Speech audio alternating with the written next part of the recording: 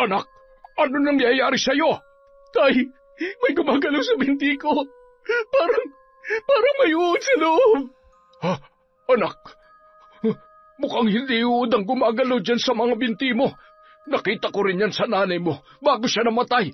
May mga linta sa loob ng katawan mo. Ay, Diyos ko, bakit ba nangyayari ito sa atin? Tay, paano ko aalisin ang mga to? Tingnan mo naman na nangyari sa balat ko. Sugat-sugat na at lumalabas na rin ang laman ko sa braso dahil sa kakakamot. Hindi ko na kayang pigilan ang sarili ko, Tay. Sobrang kati na. Tulungan niyo ako. Ayoko matulad kay nanay, Tay. Hindi ko na alam kung ano pang pwede nating gawin, anak. Nakikita mo ba tong mga braso ko? Pareho lang tayo na puro sugat. Hindi ko na rin mapigilan ang sarili ko. Tay, ano nangyari sa kanilang braso niyo? Ha? Kagabi, may naramdaman akong gumagapang sa loob ng braso ko. Hindi ako mapakali dahil sa tindi ng pangangati, kaya kinuha ko yung gumagapang sa loob, gamit ang kutsilyo. Ano nakuha niyo, Tay? Isang linta. Lumiliit yon kapag nailalabas na sa katawan, pero habang nandito siya sa loob natin, mas lalo siya nagiging malusog, anak. Kailangan nating alisin lahat ng peste na nagpapahirap sa atin. Ano pong ibig niyo sabihin? Tutuklapin ko rin ang laman ko sa binti para mawala ang mga gumagapang na linta sa loob. Tay naman! Wala nang ibang paraan. Tiisin mo na lamang kesa tumagal pa ang paghihirap natin. Tay, hindi ko kaya yan. Kailangan mong kayanin. Kung hindi mo kaya, ako ang gagawa. Taon 1907, South Cotabato. Bata pa lamang si Belinda ay namulat na siya sa hanap buhay na may kinalaman sa pangingisda ng kanyang ama. Minsan na rin niyang naranasang sumama sa laot para mangisda. Ngunit kadalasan, katulong siya ng kanyang ina sa pagdadaing ng mga isda at pusit. Binata pa lamang ay mangingisda na ang kanyang amang si Domingo. May sarili silang bangka noon, pero dahil sa tagal nang ginagamit ng kanyang ama ay nasira na ito, dala ng kalumaan. Dahil sapat lamang sa kanila ang kinikita ni Domingo sa pangingisda, wala itong kakayahang makabili ng bagong bangka. Kaya mula noon, sumasama na lang ito sa grupo ni Tomas. Malaki ang bangkang pagmamay-ari ni Tomas, ngunit hindi naman sila palaging sinuswerte sa paglaot dahil mas marami ang pagkakataon na matumal ang kanilang huli. Lalo na kung mura pang bibilhin ang mga isda sa pinagbabagsakan nila. Wala naman silang magagawa kapag mura talaga ang isda. Bago kasi ang hatian, babawasin muna sa kinita ang mga gastos sa bangka na ginagamit sa paglaot. Kung magkano lamang ang matitira, yun lamang ang kanilang paghahati-hatian. Sa hatiang yun, lamang ang operator at may-ari ng bangkang si Tomas. Para makatulong sa mga magulang, nagdadaing si Belinda ng isda at gumagawa rin ng bagoong para ibenta sa bayan. Kapag mahina ang huli, tumatanggap din ng labada ang dalaga para may maibigay sa kanyang ina. Matanda na ang kanyang mga magulang. Pangarap niya na makapagpatayo ng magandang bahay at mabigyan ng pangnegosyo ang kanyang ama't ina, ngunit hindi naman yon ganoon kadali. High school lamang ang natapos niya dahil hindi na siya kayang suportahan ng kanyang mga magulang sa kolehiyo. Madalas siyang sinasabihan ng kanilang mga kakilala na mag-asawa na lamang ng maperang lalaki para makatulong sa kanyang pamilya. Kaya naman, mas napapadalas ang panunukso sa kanila ng binatang anak ni Domingo na si Emilio. Mas matanda ng 3 taon sa kanya ang lalaki. Kung itsura ang pag-uusapan, hindi naman ito mahirap magustuhan. Ngunit hindi niya gusto ang taglay nitong kayabangan na parabang napakadali lamang siya nitong makukuha. Bukod sa hindi gusto ni Belinda si Emilio, may ibang lalaki nang nagmamay-ari ng kanyang puso. Hindi pa lang niya nagagawang umamin pero malinaw na sa kanya na isa lamang ang lalaking laman ng kanyang damdamin. At yon ay ang kanyang kababata na si Donato. Tay, nakauwi na po pala kayo. Kumusta po ang huli? Matumal anak. Magkano lang yung hatian namin? Mura pa kasi ang isda ngayon. Mukhang kakasya lang sa pangbigas natin ngayong linggo ang parting nakuha ko. Pwede na yon, Tay. Kesa naman po sa wala. Yung iba nga pong mangingisda dyan, walang-wala talaga eh. Kaya maswerte pa rin po tayo kahit papano. Tsaka, may kinita naman po ako sa pagtitinda ko kanina. Idagdag na po natin yon sa pambigas. Paano naman yung mga kailangan mong bilhin? Wala pa naman po akong pagkakagastusan, kaya sa bigas na lang po muna. Mas mahalaga po yon, Tay. Ay, salamat anak. Malaking tulong na rin yun pandagdag sa mabibili natin bigas. Hindi naman natin problema ang ulam. Alam nyo, Tay, buti na lang wala tayong binabayaran sa kuryente at tubig. Hindi naman natin kailangan ng kuryente. May gasera naman tayo para lumiwanag itong bahay tuwing gabi. Hayaan niyo po, Tay. Kapag dumating ng swerte sa akin, mapapaayos din natin tong bahay. Tapos, makakabili na tayo ng TV para meron kayong libangan ni Nanay. At hindi niyo nakakailanganin pa makinod sa kapitbahay. Madalas, pinagsasarahan pa kayo ng bintana. Maganda naman yung pangarap mo, anak. Pero, hindi lahat ng bagay nadadaan sa swerte. Mas sigurado pa rin kung pagsisikapan. Kaya yun na lang ang pagtuunan mo ng pansin. Ay, kung maganda lang sana palagi ang huli, matagal ka nang nakapag-aral sa kolehiyo. Hanggang ngayon po ba naman nakukonsensya pa rin kayo na hindi niyo ako napag-aral sa kolehiyo, Tay? Siyempre naman anak. Kung alam mo lang, nahihiya ako sa iyo. Kasi yung ibang mga kaedad mo, tapos na mag-aral. Di ba, pangarap mo maging teacher? Sayang yun kung hindi naman matutupad. Hindi pa naman po katapusan ng mundo, Tay. Kaya kung hindi pa naman binibigay ng tadhana sa akin, para makapagtapos, maghihintay pa rin po ako hanggang sa pumabor naman po sa akin ang panahon. Yung iba nga dyan, senior na nung makapag-aral sa college. Ay, napakaswerte ko talaga sa iyo, anak. Palagi mo kaming iniintindi ng nanay mo. Ni minsan, hindi ka nagreklamo sa amin. Kahit na araw-araw kang pagod sa pagtitinda, nagagawa mo pang tumanggap ng labada at saka kung ano-anong racket para makatulong sa amin. Napakabuti mo, anak. Kaya kahit hindi mo kami maipagpatayo ng magarang bahay o hindi mo kami mabilhan ng TV, walang kaso sa amin yun. May isa lang sana akong hihilingin sa'yo. Ano po yun, Tay? Hindi ba nanliligaw sa'yo yung anak ni Tomas? Opo, bakit po? Gusto niyo po bang sagutin ko na siya? Kung makakatulong po yun sa inyo, kaya ko naman pong tiisin ang kayabangan ni Emilio. Bakit naman po natawa kayo? Sa tingin mo ba, anak, ay nasisiraan na ng bait ang tatay mo? Siyempre hindi. Bakit naman kita haya mapunta sa hambog na yun? Kung ngayon pa nga lang na nanliligaw pa lang sa iyo ay parang pagmamay-ari ka na niya kung umasta.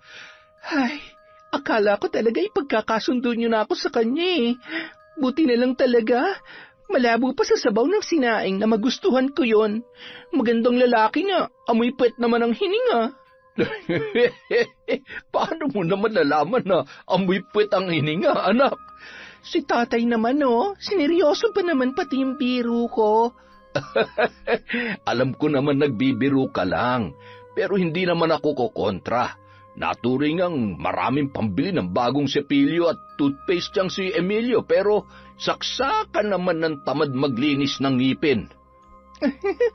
Sinabi niyo pa? Anak ng tinapa naman, oo. Pinag-uusapan lang natin ang mokong, ayan at handa na naman maghasik ng kahambugan dito. Mandomingo, Belinda, hindi na ako kakatok ha. Bukas naman ang pintuan niyo eh. Papasok na rin ako. Alam ko naman na welcome ako palagi rito. Wala na rin naman kami magagawa. Sige na, pumasok ka na. O siya, maiwan ko na muna kayong dalawa. Anak, kaya mo na yan. Ay, Ano na naman bang masamang hangin na nagtaboy sa iyo rito? Ang init-init, gala ka ng gala. Ang sungit mo naman, Belinda. May oras ba dapat ang pagdalaw ko sa babaeng napupusuan ko, ha? Wala akong nakalaang oras para sa iyo, Emilio. Pala-desisyon ka lang talaga. Umuwi ka na kaya. Ang dami ko pang gagawin Nangaabala ka. Grabe ka naman sa akin. Bisita ako rito. Dapat pinagsisilbihan mo ako. Bakit? Amo ba kita? Hindi mo ako sinasahuran para pagsilbihan ka, no? Baka nakakalimutan mo. Kung hindi dahil sa tatay ko, walang hanap buhay si Mang Domeng. At ilang beses mo pang isusumbat yan sa amin, ha? Hindi naman libre ang pagsama ng tatay ko sa inyo sa pangingisda. Malaki ang porsyento nyo sa parte nila. Ano pa bang gusto nyo? Luhuran namin kayo at ituring na amo? Nek-nek mo. Uwe, ang init-init na nga Pinapainit mo pang ulo ko? Hindi nagustuhan ni Emilio ang ginawang pagpapaalis sa kanya ni Belinda, kahit na palagi naman yung ginagawa ng dalaga. Bago umalis ang binata, nagbanta pa ito na makukuha niya ang gusto, sa ayaw man o sa gusto ni Belinda. Sanay na siya sa kayabangan at harap-harapang pagsasabi nito kung gaano siya kagusto. Ngunit sa pagkakataong yon, hindi niya maiwasan na makadama ng takot. Sa hindi malamang dahilan, naging laman ng isipan ni Belinda ang mga sinabi ni Emilio. Kung para sa sarili lang naman niya ay hindi siya masyadong nag-aalala, pero may bahagi ng isip niya na wari sinasabi na kailangan niyang protektahan ang kanyang pamilya. Sa kabilang banda, naging mas matindi pa ang kagustuhan ng binatang si Emilio na makuha si Belinda kahit sa pilitan. Ngunit dahil alam niyang hindi siya gusto ng dalaga, isa na lamang ang naisip niyang paraan para mapasakan niya ang kaisa-isang anak ni Mang Domeng. Mukhang malalim ang iniisip mo, anak. May problema ka ba? Wala naman, tay. Si Belinda lang. Ang tagal ko na nanliligaw sa kanya pero wala pa rin nangyayari. Palagi pa rin akong sinusungitan. Makuha ko lang talaga siya, babawian ko siya ng malupit. At sisiguruhin ko mapapasunod ko na siya sa lahat ng gusto ko. Gamitin mo ang utang na loob ng tatay niya sa pamilya natin. Sigurado hindi ka matatanggihan nun. Ginawa ko na yan, tay. Pero wala pa rin Ayaw niya pa rin sa akin. Kung gayumahin ko na lang kaya siya. Sus, hindi mo na kailangan ng gayuma dyan. Magandang lalaki ka naman. Nakakahiya kung mababalitaan na ng gayuma ka pa ng babae. Kahit ako'y matatawa sa'yo kapag ginawa mo yun. Paano nga magiging kami, tay? Napakailap ng babaeng yun. Dumagdag pa yung tatay niya na suportado siya sa pag-ayaw sa akin. Mukhang hindi rin talaga ako gusto para kay Belinda Ay nako, kaya mo na yan, anak. Gawin mo lahat ng pwede mong gawin para maging kayo. Basta susuportahan lang kita sa kahit na ano pang desisyon mo. Kung gusto mo maghanap ka lang ng ibang babae dyan. Sa dami na nagkakagusto sa'yo, hindi rin naman talaga kita maintindihan kung bakit nagtitiis ka pa kay Belinda. Iba yung ganda niya, tay. Nandun na tayo, maganda nga siya. Pero mas marami pang iba dyan na mas makinis sa kanya. Kung gusto mo hahanapan kita ng mas maganda, kaysa naman ipinagpipilitan mo pa sarili mo sa anak ni Domeng.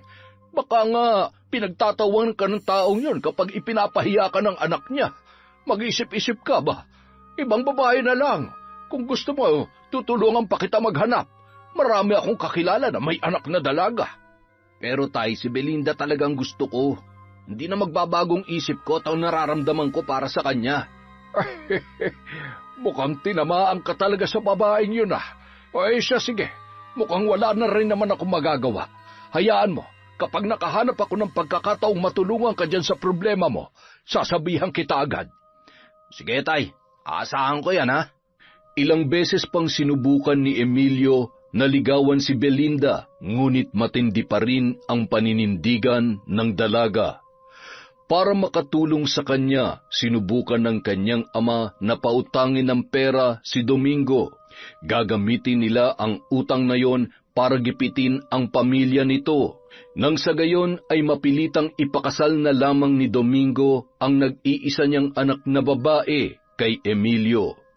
Ang problema, Tumanggi si Domingo dahil nakakaraos pa naman daw sila araw-araw. Napadalas ang paglalasing ng binata dahil sa pagkabigo sa isang babae. Ang pagmamahal na kanyang nararamdaman kay Belinda ay unti-unting natabunan ng galit, lalo na nang malaman niya na may ibang lalaki palang napupusuan ang dalaga. Samantala, dahil nilinaw na ni Belinda kay Emilio na kahit kailan ay hindi niya magugustuhan ang lalaki, nagkaroon na siya ng pagkakataon na mas maging malapit pa kay Donato. Kahit hindi nito sabihin, nararamdaman niya na pareho lamang nilang gusto ang isa't isa. Tol, salamat ha. Hindi mo naman ako kailangan samahan sa pagtitinda ko nitong daing na puset pero ginawa mo pa rin. Ano ka ba naman? Hindi mo naman kailangan magpasalamat. Wala naman akong gagawin ngayon kaya sinamahan na kita. Tsaka delikado kung mag-isa ka lang na maglalakad dito. Ewan ko ba naman kasi sa'yo parang wala ka na natitira kahit konting takot lang sa katawan. Kailangan ko na kasing libutin lahat ng pwede kong pagbentahan nito para makaubos. Para naman sa susunod, mas malaki-laki na yung mayabot ko sa mga magulang ko. Naaawa na kasi ako sa kanilang dalawa lalo na kay tatay. Ay. Alam mo, sa lalim ng buntong hininga mo, baka malunod na ako niyan. Gustong-gusto ko na mabigyan ng magandang buhay ang mga magulang ko, Tol Pero hindi ko naman alam kung paano. Gusto ko magtrabaho pero ilan lang naman yung trabaho na pwede sa tulad kong high school lang ang natapos. Kung nakapag-aral lang sana ako ng college, gagawin ko talaga lahat para maiyahon sila sa kahirapan. Biruin mo, umabot na sila sa ganong edad nang hindi man lamang nararanasang magkaroon ng kuryente sa bahay. Hanggang ngayon, kasera pa rin ang ilaw namin. Nakikinood pa rin kami sa kapitbahay. Sobrang nakakapanlumo na. Pareho lang tayo ng gusto para sa mga magulang natin. Pero wala mukhang hindi pa talaga sa atin papabor ang tadhana. Ay, sinisimulan ko na mag-ipon kahit paunti-unti para makapag-enroll na ako sa susunod na pasukan. Talaga? Malaki na ba naipon mo? Hindi pa naman pero lalaki rin yun pag tinuloy-tuloy ko lang. Kaya ikaw, magtabi ka kahit konti. Pasasaan ba't lalaki rin yung iniipon mo? Pera naman yung iniipon mo, di ba? Hindi puro sama ng loob. Sira! Ay, nga pala, hindi na ba nangungulit sa iyo yung Emilio na yun? Noong nakaraan, nakita ko siyang pumunta sa inyo Mukhang hindi ka talaga balak sukuan ng isang yun Sinabi mo pa, kahit tinapat ko na siya na hindi ko siya gusto at hindi ko siya magugustuhan kahit kailan, wala pa rin. Punta pa rin siya ng punta sa bahay namin para magpapansin. Nakakairita na nga Wala ba talagang kahit konting pag-asa lang na magustuhan mo siya? Walang-wala. Grabe, parang diring-diri ka pa. Hindi naman sa ganon. Ayoko lang talaga sa kanya. Hindi ko siya nakikita bilang boyfriend ko. Paano kung hindi ka niya tigilan? Ewan ko, hindi ko na alam kung ano pang pwede kong gawin para tigilan niya ako Ang kulit-kulit. Ay, teka, may naisip ako. Ano yun? Buti pa, sabihin mo na lang sa kanya na tayo na sinagot mo na ako. Seryoso ka ba? Baka mamaya may magselos sa akin bigla, ha? Wala magseselos sa'yo, no? Wala naman akong nililigawan o pinupormahan ngayon Talaga? Oo, kaya walang problema kung gagamitin mo ako para itabo yung Emilio na yun. Wala naman kaming utang na loob sa kanya Oh, sige, pero sigurado ka bang okay lang talaga sa'yo? Pero pwede rin naman nating totohanin. Hoy, ano ka ba? Huwag kang ganyan. Bakit? Busted na ba ako kung sakali? Ano kasi? Belinda, magkaibigan na tayo mula pa ng mga bata. Bukod sa mga magulang mo, walang ibang mas nakakakilala sa'yo kundi ako. Sa totoo lang, natatakot ako na mapunta ka sa isang lalaki na hindi ka naman kayang alagaan o mahalin na kagaya ng ginagawa ni na Tito. O kung mas malala pa, baka saktan ka pa, lalo na kung kagaya ng Emilio na yun. Kaya nga hindi ko siya pinagbibigyan Huwag ka mag-alala, hindi naman ako basta-basta papatol sa kung sino lang Siyempre, kikilalanin ko muna talaga. Alam kong Nag-aalala ka para sa akin pero hindi mo naman kailangang magpaka-boyfriend sa akin para lang hindi ako mapahamak. Sa tingin mo ba, yun lang talagang dahilan kung bakit gusto kong magpaka-boyfriend sa'yo? Anong ibig mong sabihin? Pasensya ka na kung ngayon ko lang to masasabi ha. Ang tagal ko nang nag-aalinlangan kasi iniisip ko wala akong pag-asa sa'yo. Pero ngayong nandito na tayo sa usapang to, maglalakas loob na rin akong aminin sa'yo na matagal na kitang gusto, Belinda. Napuno ng kilig ang araw na yon para kay Belinda dahil sa wakas, ang lalaking matagal ng laman ng puso niya ay nagkaroon din ng lakas ng loob na umamin sa kanya.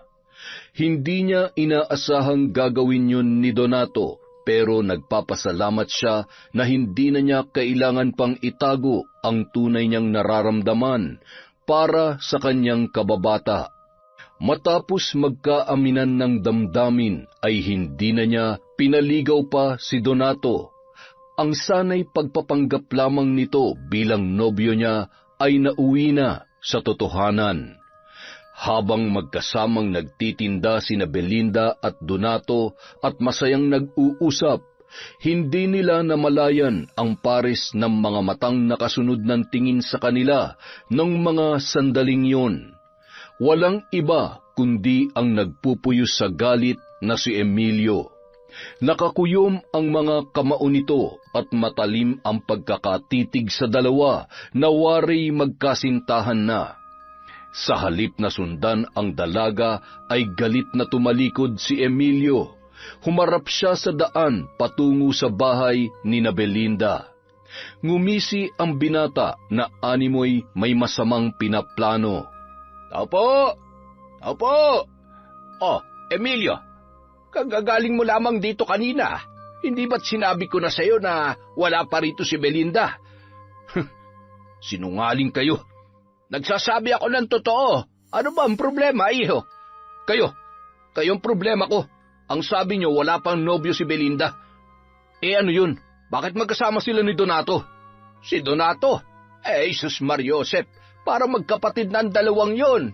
Walang namamagitan sa kanila, sigurado ako ron. Huwag ka na magsinungaling, Mang Domingo. Pinagtatakpan mo pa yung malandi mong anak eh. Huwag mong matawag-tawag na malandi ang anak ko, Emilio. Bakit? Hindi ba totoo?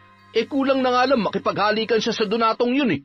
Ganun bang para magkapatid na sinasabi mo? Kung magkagustuhan man sila, ano ba ang problema? Wala naman mali ron ah.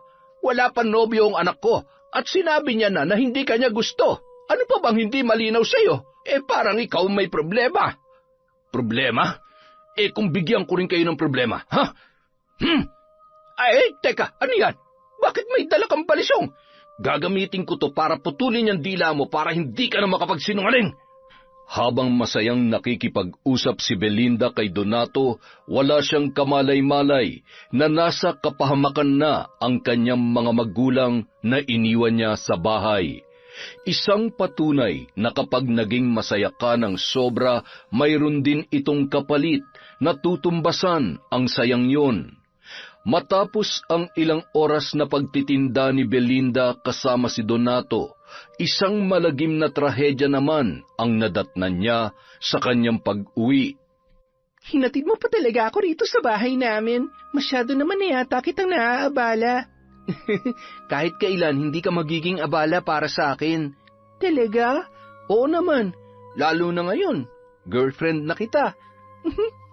Ang sweet-sweet mo talaga. Ay, tama na nga to. Pumasok ka na. Baka kanina ka pa hinihintay ni na tito at tita. Oo na, papasok na. Nay, Tay, nandito na po ako. Bakit walang sumasagot? Wala ba sila rito? Nay, Tay. Nay, Nay, tulong! Tulungan niyo kami! Belinda, ano nangyayari? Si Nanay! Ha? Tita?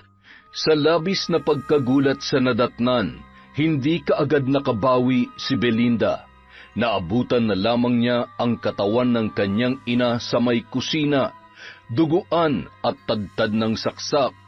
Halos hindi na niya makilala ang sariling ina dahil kahit ang mukha nito ay may mga hiwa rin ng kutsilyo. Halos lumitaw na ang laman sa pisngi dahil may kalaliman ang pagbaon ng patalim na ginamit. Sukdulan ang galit na naramdaman ng dalaga dahil sa nangyari. Ngunit kung inaakala niyang yun na ang pinakamasakit na nangyari nung araw na yun, mas lalo pang ikinagimbal ni Belinda ang kanyang nakita paglabas ng kusina. Tumambad sa kanya ang kalahati ng katawan ng kanyang amang si Domingo, malapit sa pinagbibilaran niya ng mga isdang dinadaing. Sa itsura nito ay mukhang sinadyang hatiin ang katawan ng kanyang tatay dahil sa matinding galit. Hinanap niya ang itaas na bahagi ng katawan ng kanyang ama. Nilibot niya ang buong paligid, ngunit wala siyang nakita. Ilang sandali pa, narinig niya ang sigaw ni Donato mula sa kusina. Nang pumunta siya roon, halos bumaliktad ang kanyang sikmura at napaluhod na lamang sa pag-iyak nang makita ang nawawalang parte ng katawan ng kanyang ama. Nakasalang ito sa kawang tinakpan lamang ng dahon ng saging.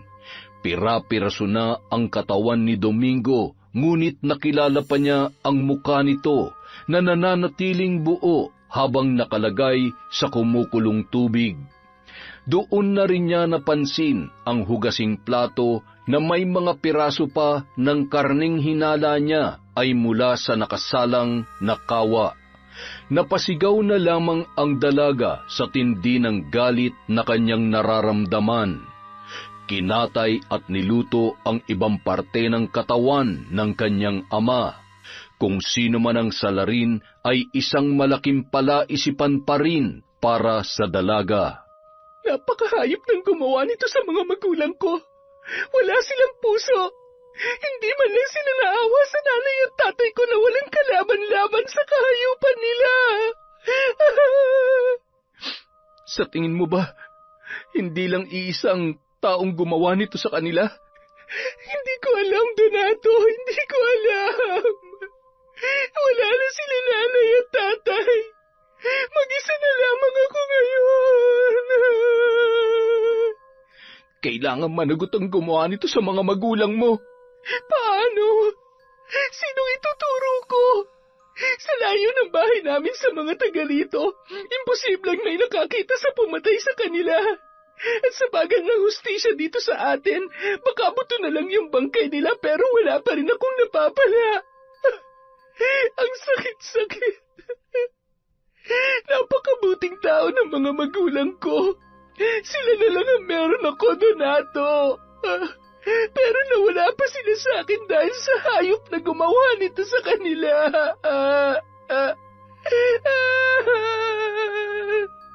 Tutulungan kita na mabigyan ng hustisya nangyari sa mga magulang mo. Tsaka, huwag mong isipin na mag-isa ka lang. Nandito ako. Sasamahan kita at dadamayan. Lalong-lalo na ngayon.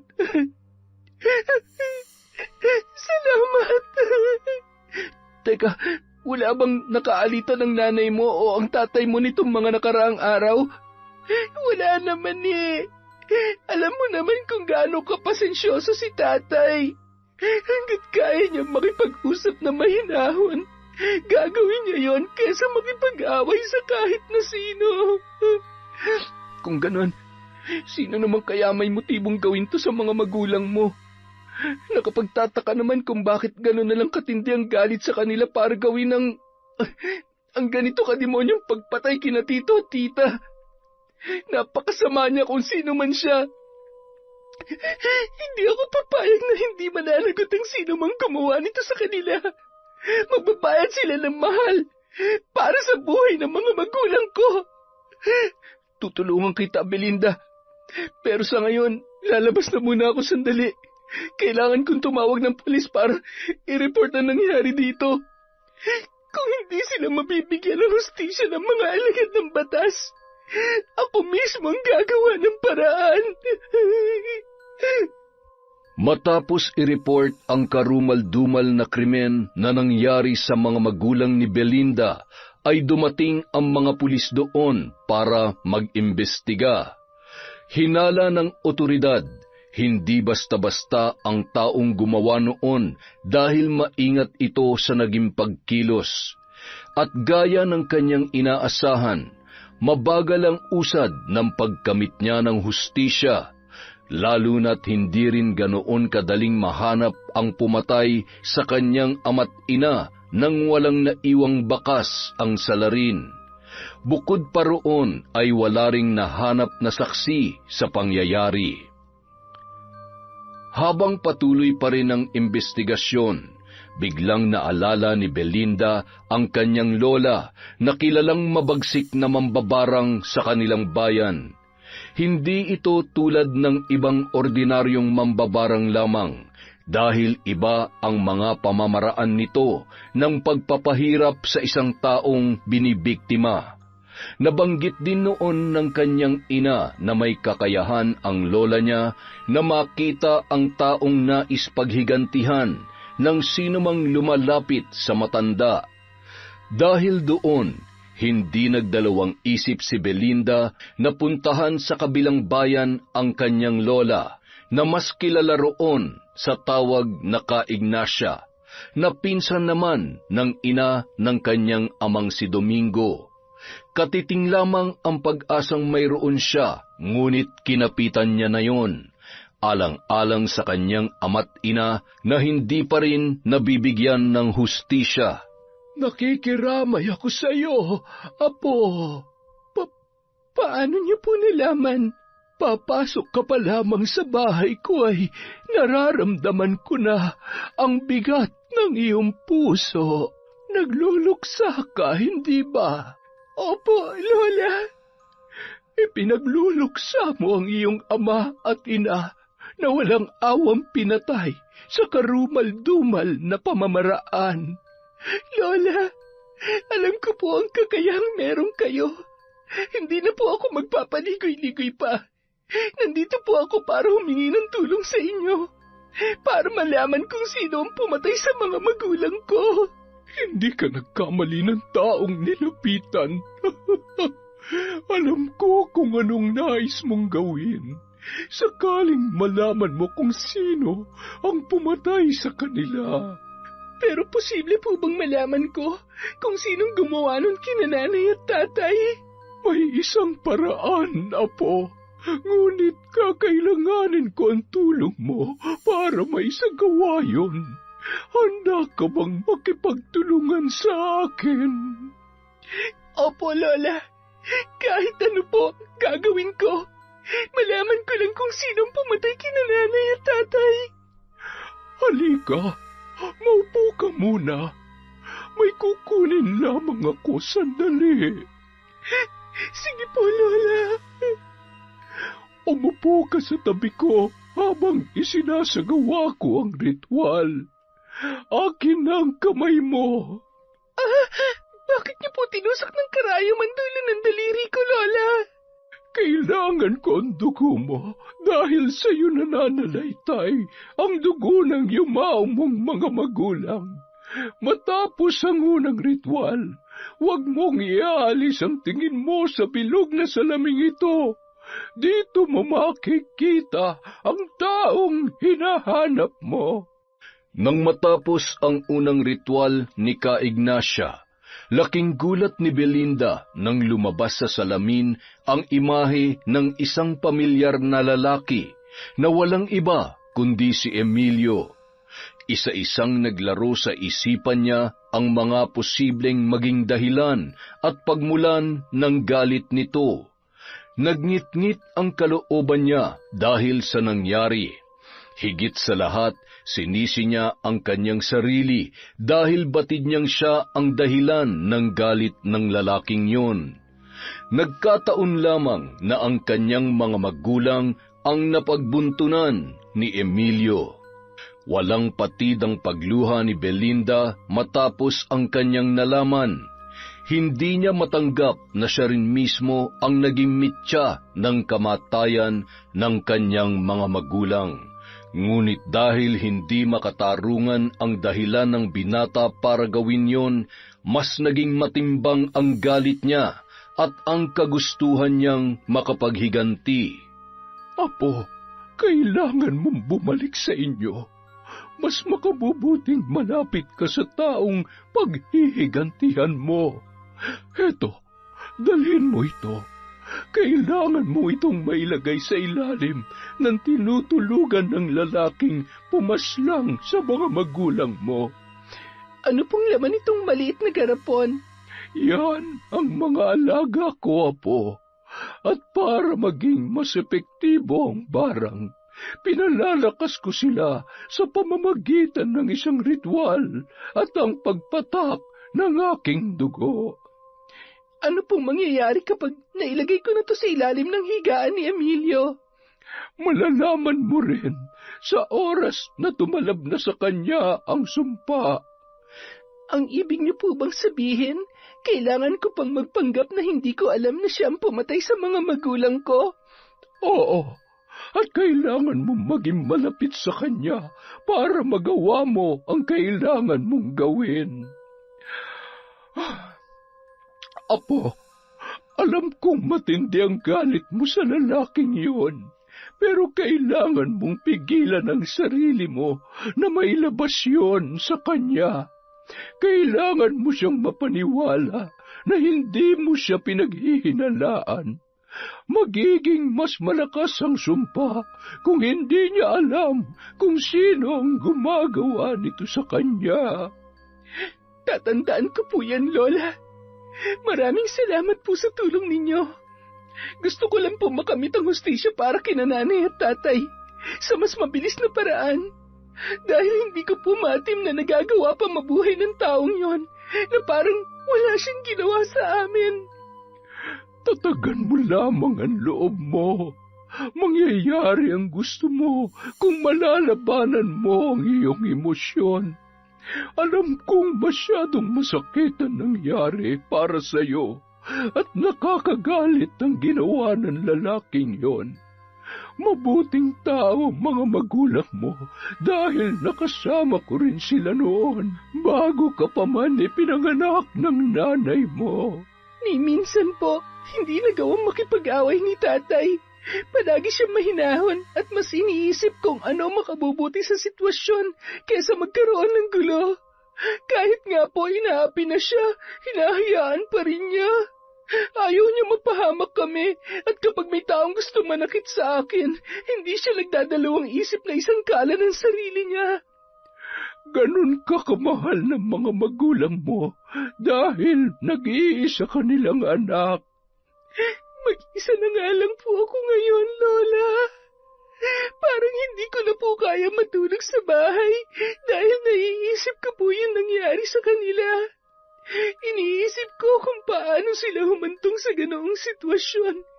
Kung nagmakaawa po ba mga magulang ko para hindi sila patayin ng Emilyong yon o tinanggap na lamang nila na...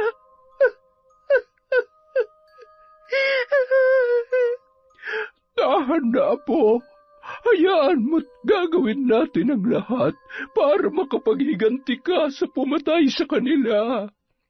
Sigurado kung may kinalaman din ang mga magulang ni Emilio sa nangyari, kaya gagawin kong lahat para magtagumpay tayo rito, Lola. Ganyan nga, Apo. Kapag nabigyan mo na ng hustisya ang mga magulang mo, pwede mo nang iwan ng lugar na yon. Kung gusto mo, dito ka na tumira sa bahay ko. Palaging bukas ang pintuan ko para sa iyo, Apo. Salamat po, Lola. Kayo na nga lang din po ni Donato ang meron ako ngayon.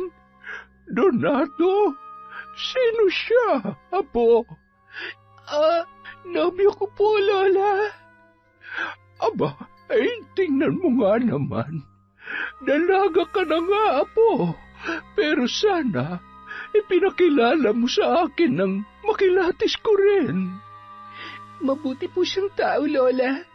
Magkababata po kami kaya kilalang-kilala na po namin ang isa't isa. Parang magkapatid na nga po kami noon eh. Pero hindi naman po ako nagmamadali. Hanggang magnobyo lang po muna kami. Marami pa po kaming panahon para kilalanin ang isa't isa. Tama yan, Apo. O siya, kailan ka babalik sa inyo? Mamayang hapon po. Mag-iingat ka roon. Susundin mo lahat ng payo ko. Basta gawin mo lamang ang biling ko sa iyo at ako na ang bahalang magpahirap sa kanya. Pagbalik ni Belinda, hindi na siya nagsayang panahon. Kaagad siyang gumawa ng paraan para magkausap sila ni Emilio.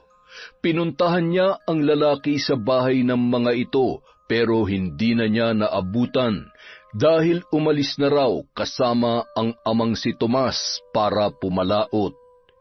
1 linggo pa ang hinintay niya para magkausap silang dalawa. Pagbalik niya sa bahay, muli na naman siyang binalot ng kalungkutan. Bawat sulok ng bahay na yon ay nagpapaalala sa kanya kung gaano kalagim ang kamatayang dinanas ng kanyang mga magulang, at lahat ng yon ay walang katumbas na kapatawaran. Sa kabila ng lungkot na pinagdaraanan ni Belinda, hindi naman nawala sa tabi niya si Donato.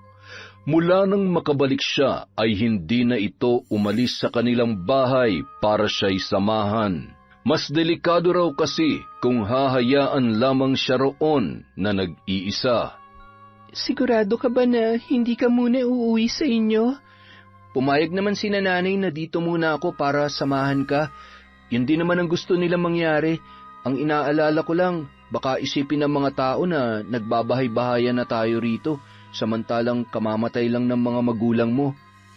Wala akong pakialam sa iisipin nila.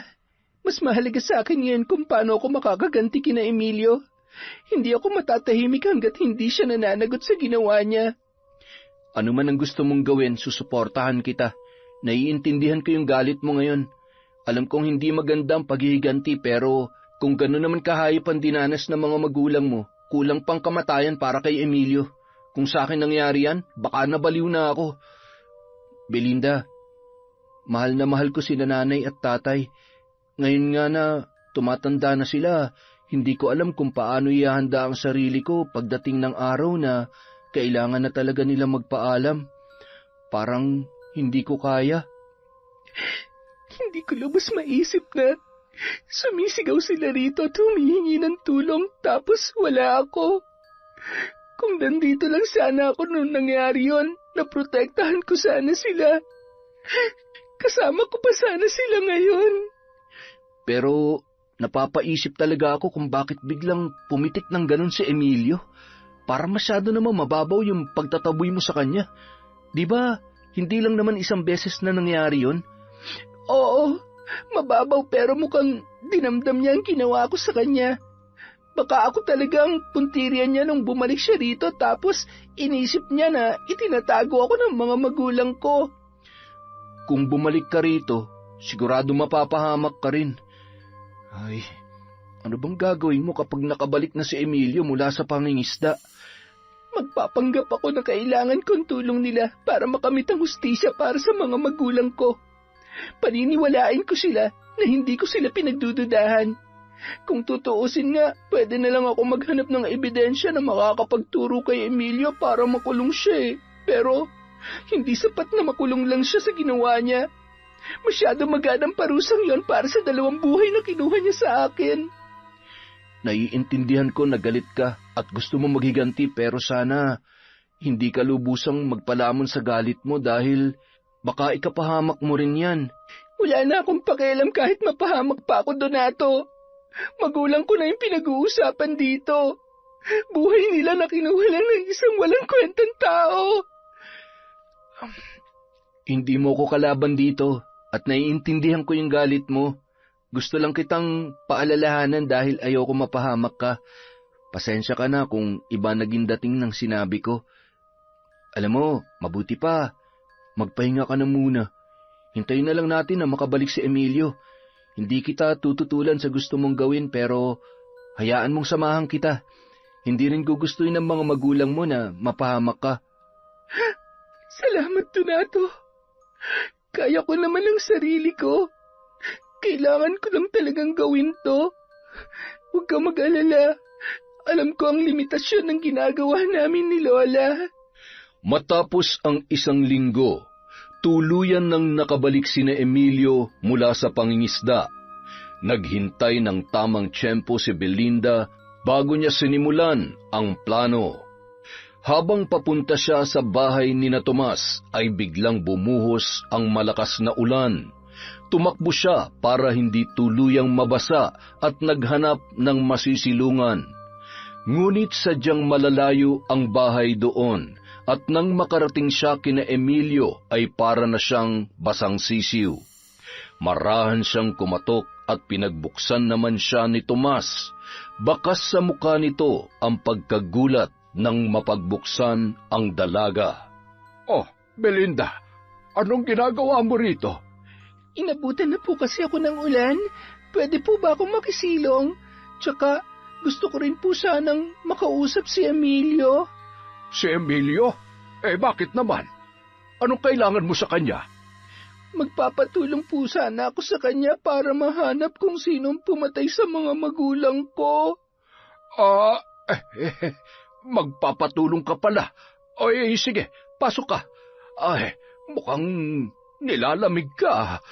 Oo nga po Kung hindi nga po sana nakakahiya, manghihiram po sana ako ng damit kay Emilio. Nako, maraming damit ang asawa ko. Sa kanya ka na lamang manghiram. Kay Emilio na lamang po, Tito. Ikaw ang bahala. Teka, tatawagin ko lamang ang anak ko, ha? Emilio, anak! May naghahanap sa'yo! Sino namang... Belinda? Anong ginagawa mo rito? Gusto sana kitang makausap.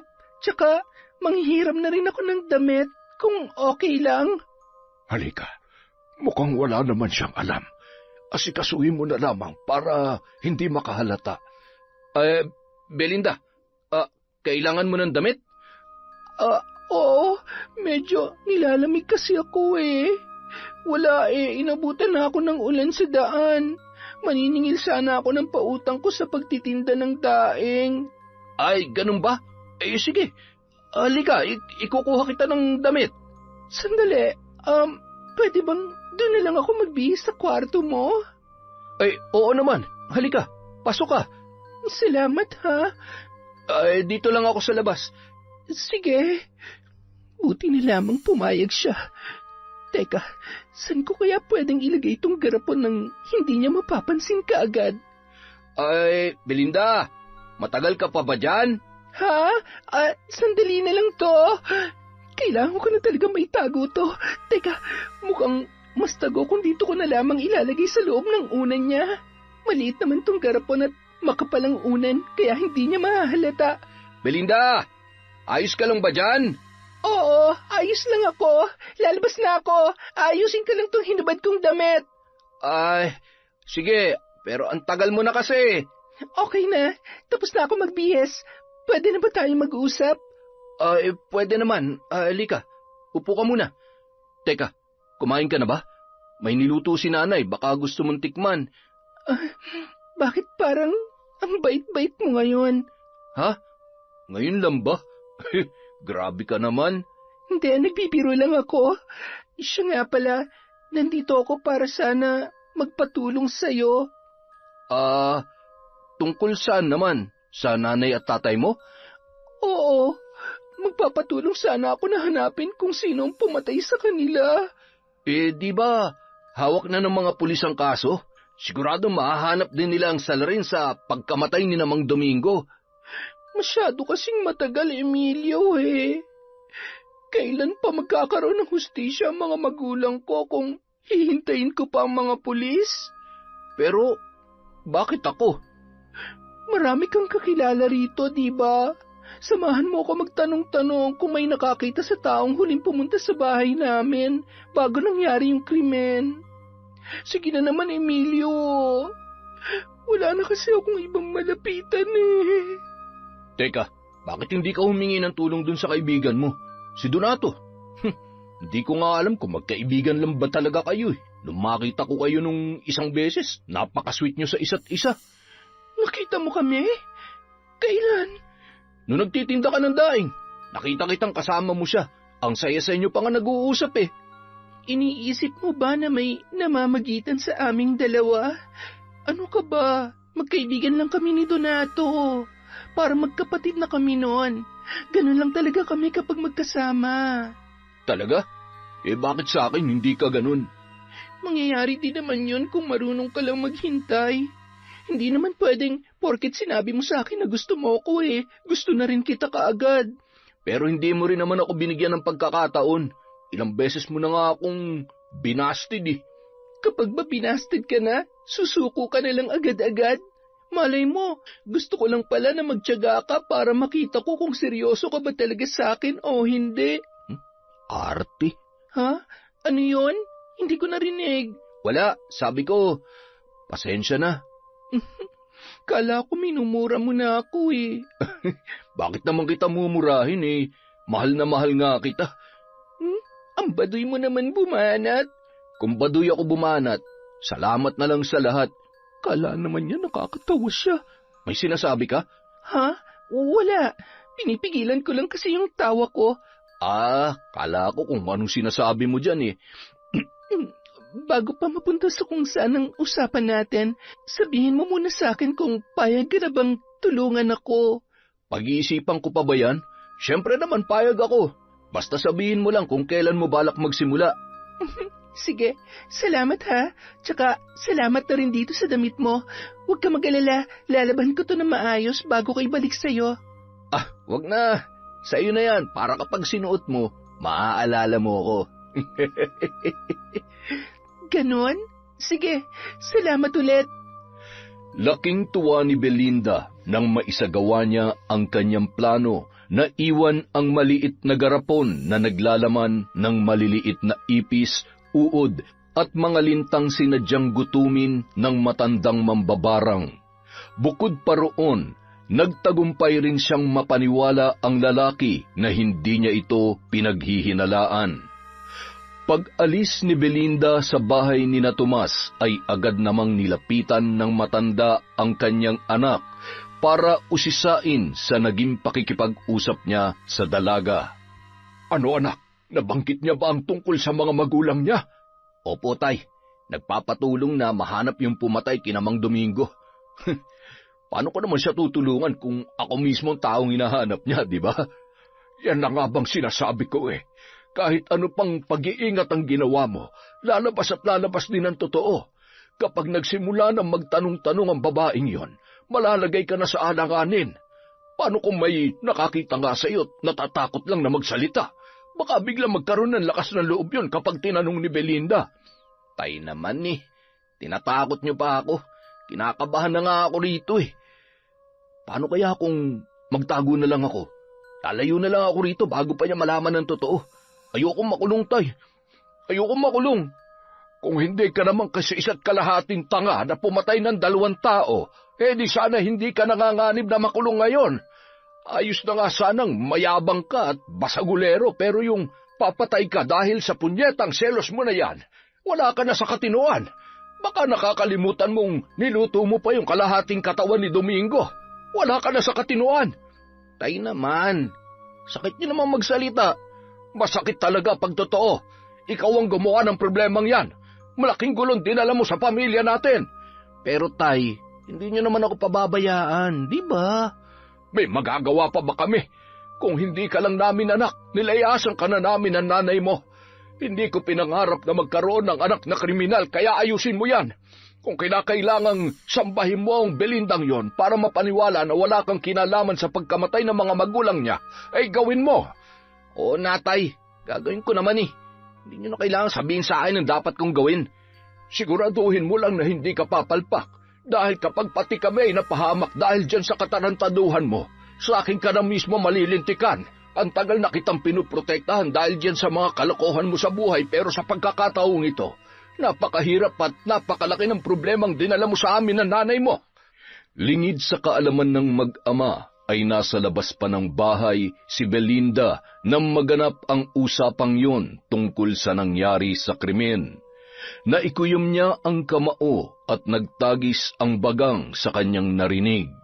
Bagamat may ideya na siya na si Emilio nga ang pumatay sa kanyang mga magulang, mas masakit pala kapag narinig niya yun mismo mula sa lalaki.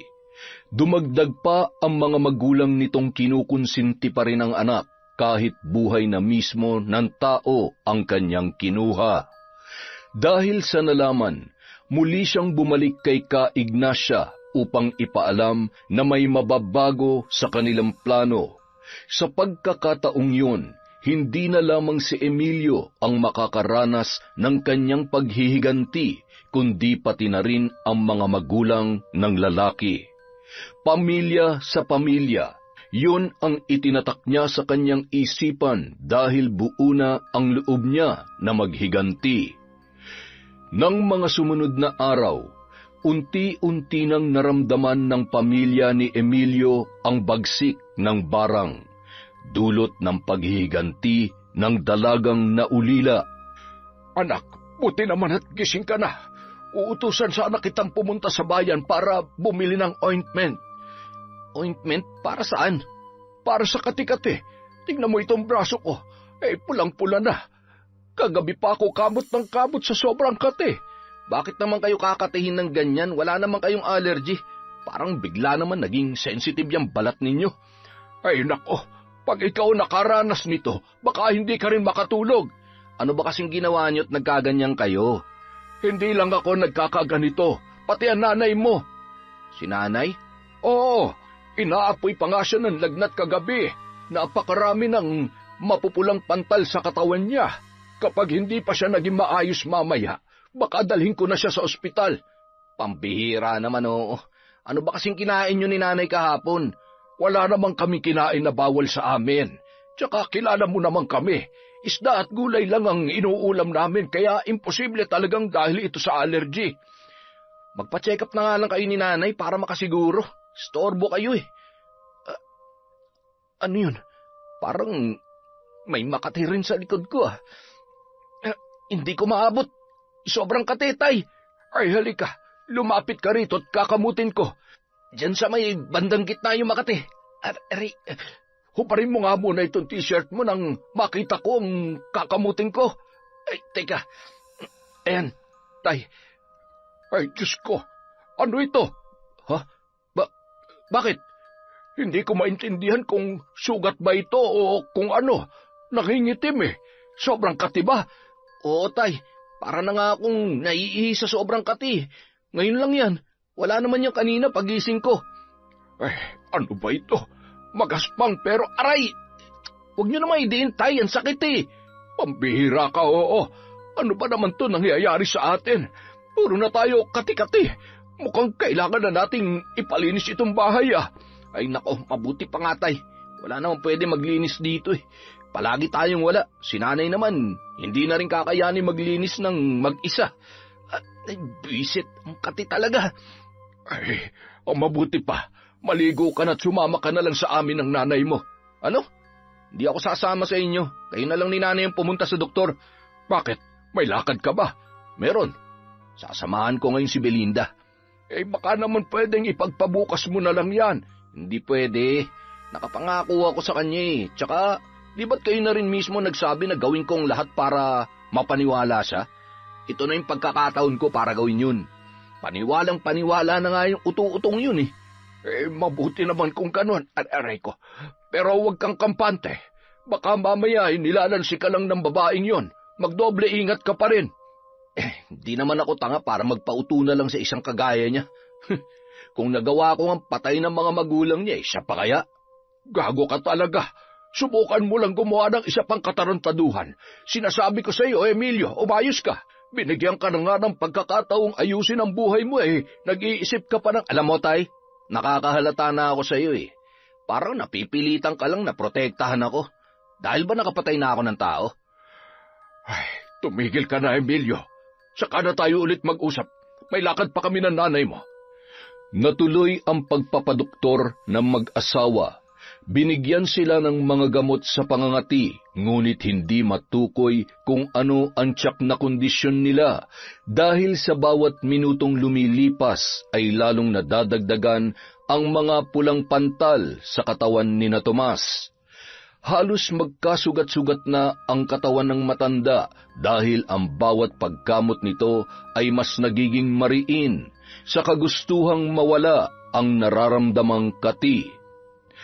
Bago kumagat ang dilim, tuluyan nang sumama ang pakiramdam ni Tomas at ng kanyang asawang si Luisa. Ngunit hindi lamang yon ang nangyari. Ikinagulat niya nang malamang mas malala pa pala ang nararanasan ng kanyang asawa. Sumuka ng itim na dugo ang ginang kinagabihan. Ganoon na lamang ang kilabot na naramdaman niya nang makita ang mga busog at itim na mga linta na gumagapang mula sa isinuka ng kanyang asawa. Nang dumako ang tingin niya sa mga binti ni Luisa, kaagad na nanlaki ang kanyang mga mata at nagsitayuan ang kanyang balahibo sa katawan nang makita kung paano gumalaw ang mga ugat nito na tila may kung anong gumagapang. Mabilis na gumalaw paakyat ang itim at maliit na bagay na yon hanggang sa umabot na ito sa may lalamunan ng babae. Napasigaw siya nang bigla na lamang itong napahawak sa may leeg na tila kinakapos na ng hininga. Dahil wala ron ang anak na si Emilio, ay hindi kaagad nadala sa ospital ang kanyang asawa. Nang gabi ring yon, binawian yon ng buhay. Saan ka ba galing? Kanina pa kita hinihintay na umuwi. Bakit pa ang init ng ulo nyo? At para naiiyak pa kayo. Kasama ko nga si Belinda.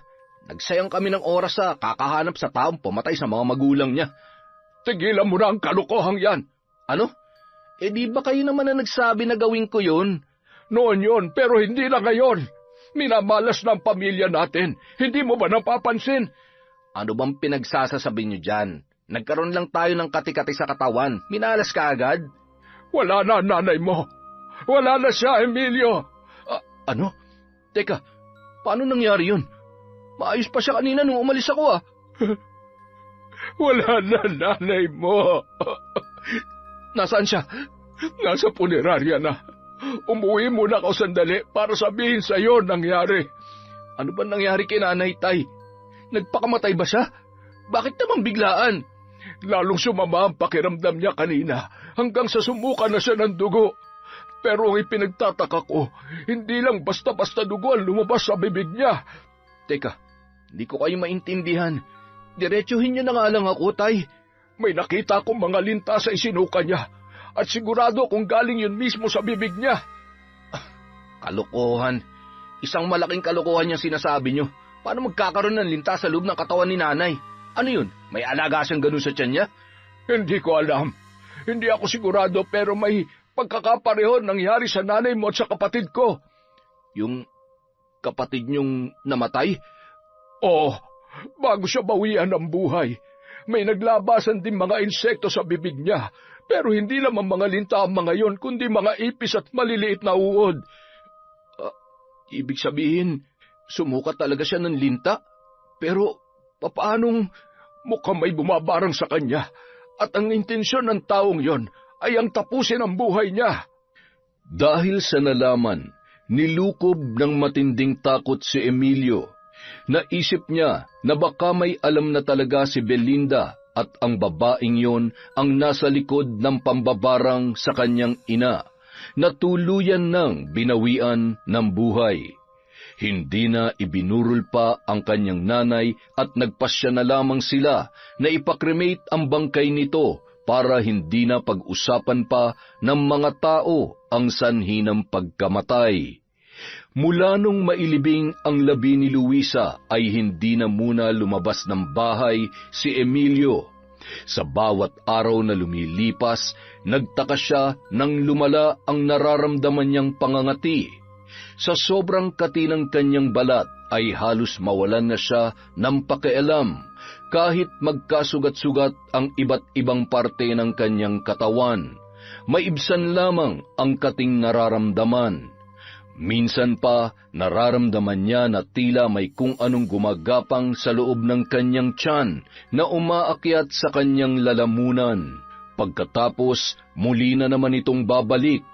May mga pagkakataon din na nagigising siya tuwing hating gabi dahil kinakapos siya ng hininga. Kinabukasan, muntik nang maduwal si Emilio nang makita ang mga braso niyang tuklap na ang balat at nakalitaw na ang laman dahil sa mga sugat na kinamot pa niya ng kinamot buong magdamag.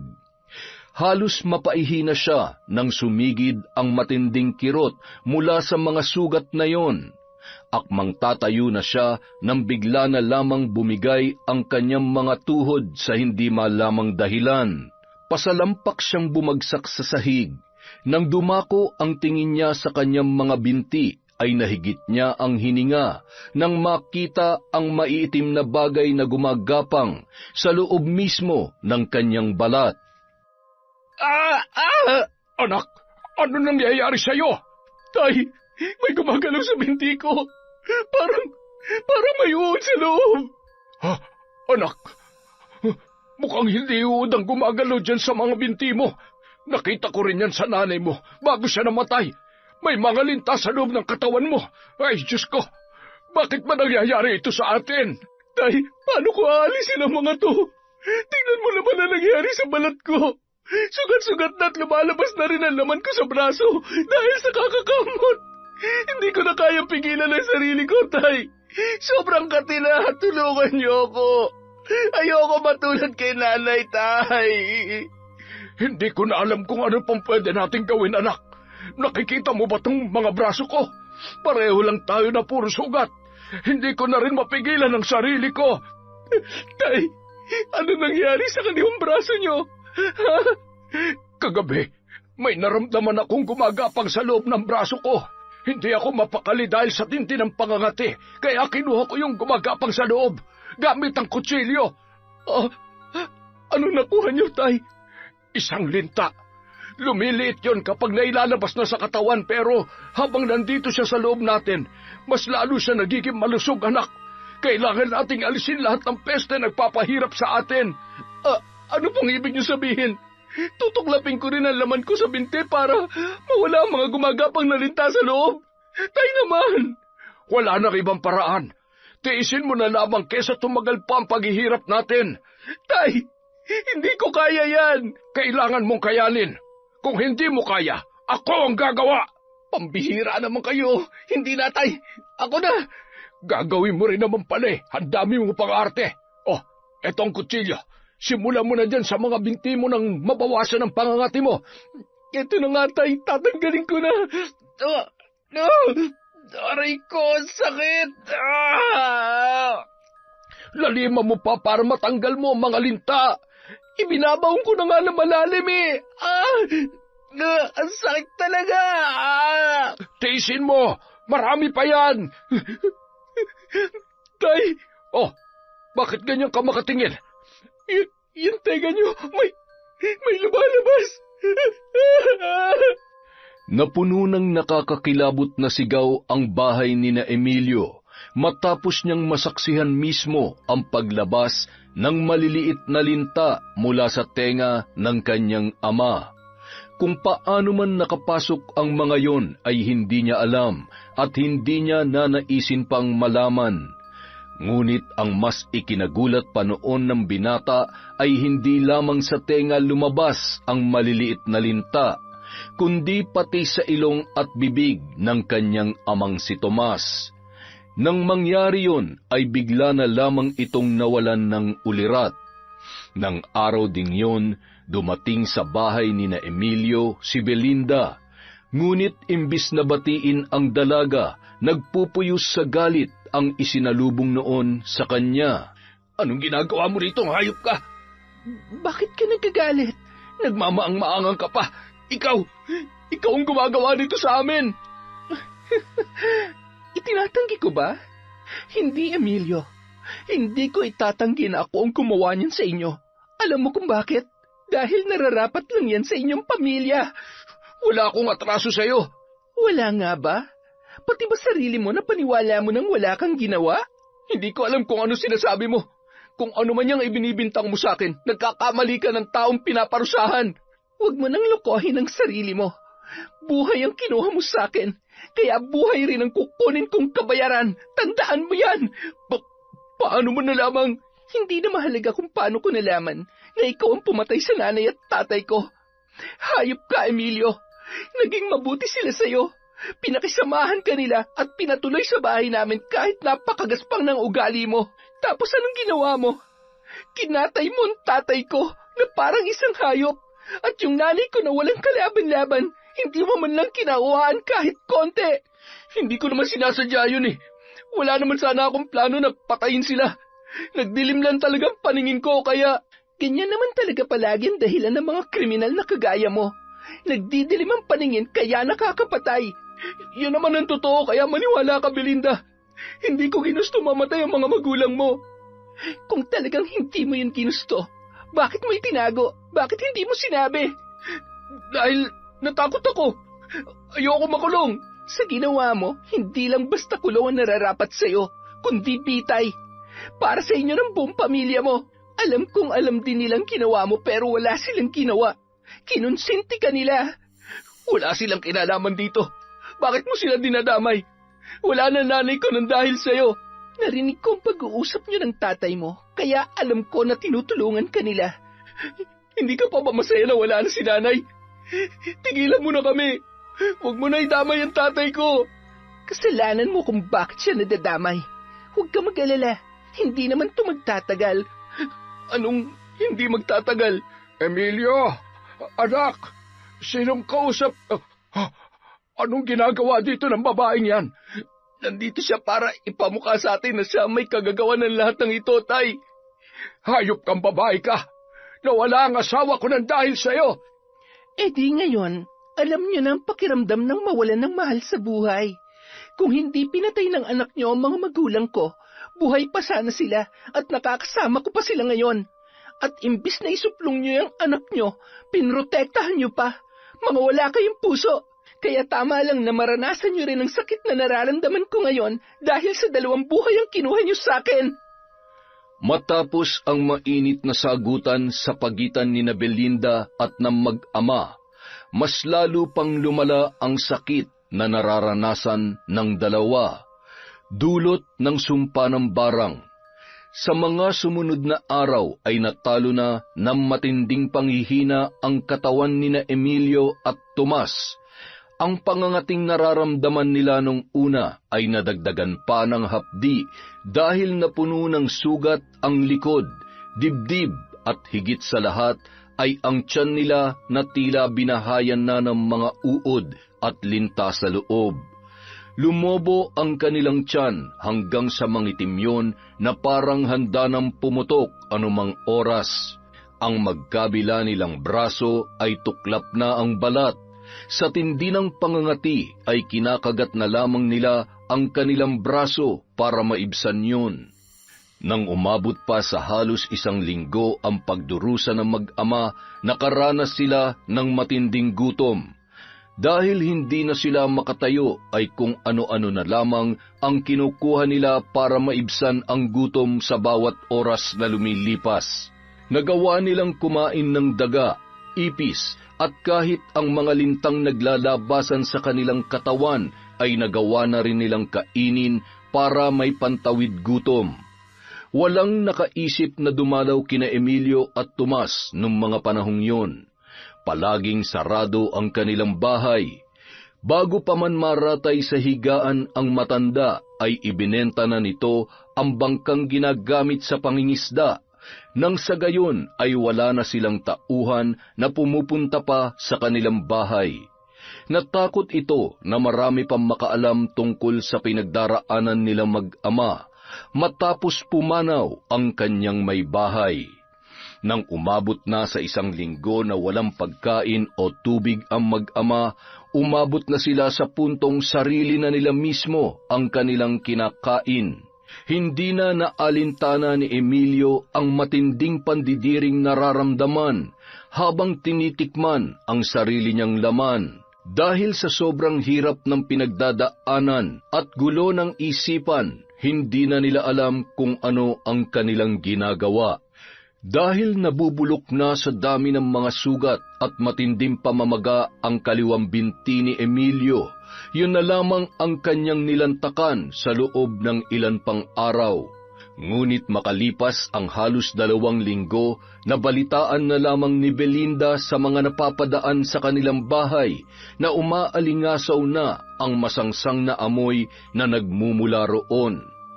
Nang tingnan daw yon ng mga kakilalang mangingisda ni Tomas, ay natagpuan na lamang ang mag-ama na putol na ang braso at binti habang nabubulok naman sa sugat ang mga natirang bahagi ng katawan. Nakita pa sa ngipin ng mga yon ang mga hibla ng laman na mula sa sarili nilang katawan nang nakaranas ng matinding gutom. Hanggang sa pagkakataong yon ay wala pa ring ibang nakakaalam na ang tunay na salarin sa pagkamatay ng mga magulang ni Belinda ay si Emilio na pinagtakpan naman ng kanyang mga magulang. Desidido ka na ba talagang umalis dito sa lugar natin? Oo, buo ng desisyon ko at hindi na magbabago ang isip ko. Sa bagay, nasa kabilang bayan ka lang naman. Makikita pa rin kita kung gugustuhin ko. Siyempre naman, ang lapit-lapit lang kaya nun. Pero malayo pa rin para sa akin. Lalo na, mamimiss kita ng sobra. Mamimiss din naman kita, pero ito kasi yung makakabuti para sa akin ngayon eh. Ay, wala eh. Hindi ko talaga mabura sa isip ko yung mga nangyari kina nanay at tatay. Siguro, kapag nandun na ako kay Lola, mawawala rin yun sa isip ko ng paunti-unti. Marami kasing pwedeng gawin doon. Pwede akong magtanim-tanim, magtinda ng gulay, o kung may mahahanap akong trabaho, mas mapapadali ng pag-iipon ko para makapag-aral ako sa kolehiyo. Hindi malayo mangyari yan. Ikaw pa ba? Nga pala, kapag paalis ka na, huwag mong kalilimutang dumaan sa bahay ha. Nagbilin kasi sa akin si nanay. May ibibigay raw siya sa'yo. Alam ba niyang tungkol sa paghihiganti ko? Hindi.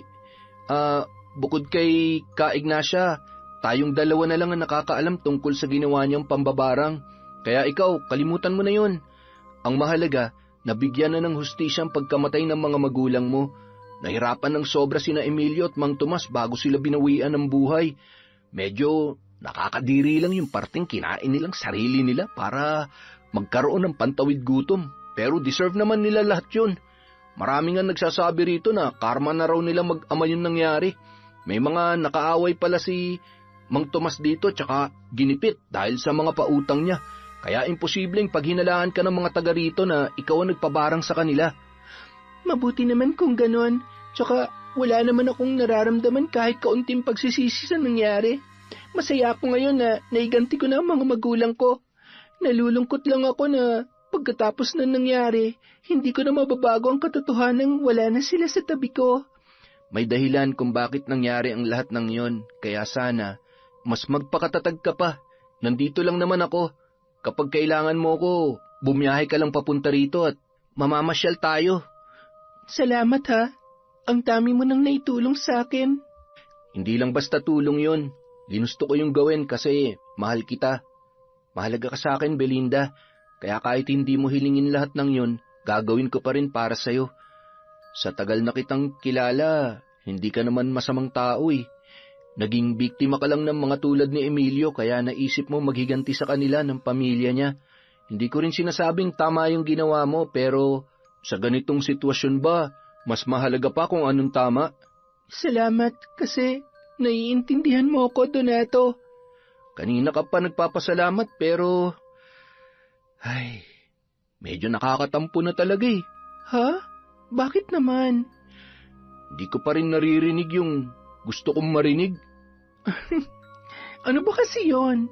Wala ka man lang bang sagot sa sinabi ko kanina? Alam ko na. Sus, napakatampuhin mo talaga. Pero eto na, kahit hindi mo to laging marinig sa akin, lalo na ngayon, sa kabilang bayan na ako titira, huwag mo sanang kalilimutan na mahal kita. Yung pagmamahal na yon, aabot na hanggang sa ikasal tayo. At kapag may sarili na tayong pamilya, hindi na natin kailangan maghiwalay pa. Wow! Ang advance ah! Pero gustong gusto ko yan. Pero sa ngayon, unahin muna natin ang pangarap natin dalawa, tsaka tayo ulit magtatagpo sa gitna. Ayos ba yon? Ayos na ayos. Mula nang makalipat si Belinda sa poder ng kanyang lola na si Ka Ignacia, ay unti-unti na ring nawala sa isipan niya ang malagim na kamatayan ng kanyang mga magulang. Pinatulong siya ng lola niya sa taniman nito habang wala pa siyang trabaho. Ngunit nang makakita siya ng mapapasukan sa isang restaurant sa bayan, ay agad niya itong inaplayan. Hindi naman siya nabigo. Hindi man kalakihan ang sweldo, pero sapat na para makaipon siya para sa kanyang pag-aaral. Hindi naman siya inuobliga ng lola na tumulong sa mga gastusin dahil sapat din ang kinikita ng matanda mula sa taniman ng gulay. Bukod pa ang mga natatanggap na donasyon sa panggagamot sa mga taga roon. Makalipas ang 1 taon, nakapag-aral na sa kolehiyo si Belinda. Nakabalik na rin sa pag-aaral si Donato at sabay silang nakapagtapos.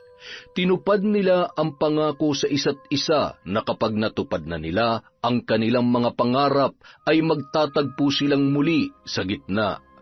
At yon ay ang kanilang pag-iisang dibdib. Nagpakasal ang dalawa at bumuo ng sariling pamilya. Nangako ang mag-asawa na ilalayo nila sa gulo ang kanilang mga anak at puprotektahan sa abot ng kanilang makakaya. At hindi na nila hahayaan na makaranas pa silang muli ng isang malupit na trahedya. Yon, napakalupit na naman po ng kwento natin. Dahil dyan, meron na naman tayong shoutout. Simulan natin kay Marjorie De Quilla, kay Adenco, kay Rowena Melchor, sa Tambang family at mga taga Santiago Isabela from Ami Carpio.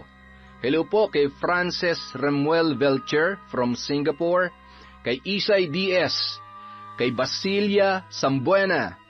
Shout out kay Violi Leharso, kay Christy Gaitan, kay Marieta Flores, hello po kay Willie Galvez, kay Leticia Bartolata, kay Mami from Doha, Qatar, kay Sally Roldan, hello po kay Maria Lee Nakagawa, kay Vicky Abut, shout out kay Roslyn Vicariato, hi kay Janet, kay Ami Viray, Alfredo Alano, Heidi Tanchanco, hello po kay Benjamin Cataylo, sa Garment of RGW from Valenzuela. Hello kay Ellen Sagad, kay Rosana Mabingnay, kay Maria Benitez from Mongolia. Shout out kay Evelyn Reyes, kay Roslyn Labajo, kay Cristina Colot. Hello po kay Lydia Lopez, kay Cataleja Soto, kay Justin Kyle Sibulo. Hi kay I Love Traveled, kay Jum Ratia Wahed, kay Ephraim Chan. Hello po kay Christine Manalo, kay Mariam Duca, kay Febe Ranada, sa Morada and Celino family from Connie Cacalda, kay Lani Gervasio. Hello po kay Gemstone Claro. Hello po sa Grefaldia at Zamudio family, kay Dors Magno. Hi kay Jonah Masirag, kay Idol Ashtin Olviga. Hello po kay November Rain from Singapore, kay Bella Martinez. Hello kay Kim Seika, kay Lucy Yuna. Hello rin po kay Jeneline Mix Vlog, kay Giza Nicole, kay syempre kay Maria Katrina Manyakap. Hello kay Silent Garden, kay Al San Jose, kay Rimuru Tempest. Shout out kay Stephanie Rose Fradejas, kay Crisgel Mamado at sa buong pamilya. Hello po kay Jennifer Sacris, kay Mageline De Guzman, kay Cristiane Moncada, kay Alma Naong at sa Naong and Flores family. Hello po kay Marites Nalika.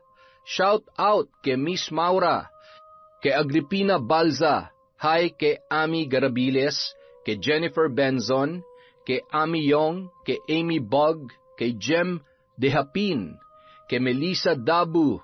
Hello po kay Pepe Maniego from Inay Aida.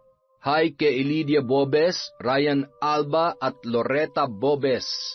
Hi kay Bulag na Anghel, kay Len TV2. Hello po kay RG Angara, kay Gemma Aquino, kay Jonas Yao, kay Janet from Alhasa, Hufof Daman. Shout out kay RV Tiong, kay Amy Abarquez, Laika Sebeda, Aldrin Abarquez, and Karinan family. Sa mga nasa Israel dyan, hello po sa inyong lahat. Hi kay Angelina Ignacio, Family Rojas from Domeng. Sa mga magbabalot ng Roylos Chicharon sa Sampalucan, Bulacan from Mary Ann de San Juan. Hello po sa 3F Laundry Shop sa Kapatagan, Davao po ba to? From Beverly May Panayas. Hello po sa Epe Family, Benji Jocelyn Rains. Kay Richard Cayon from Rosalina, Bogayong. Kay Marilyn Dimaano, hello din po kay Ramil Fariolin ng Bacoor, Cavite. Shout out sa Cabral family from Estela da Silva. Hello po kay Flor de Lisa Dasig. Hi kay Arlene Torquiza from Morong, Bataan. Sa Prades family of Romblon from Stephanie Rose. At syempre kay Rosemary Cao. Sa mga hindi po na shoutout, marami pa tayong videos. Maraming salamat po sa walang sawang pagsuporta sa Kwentong Enteng.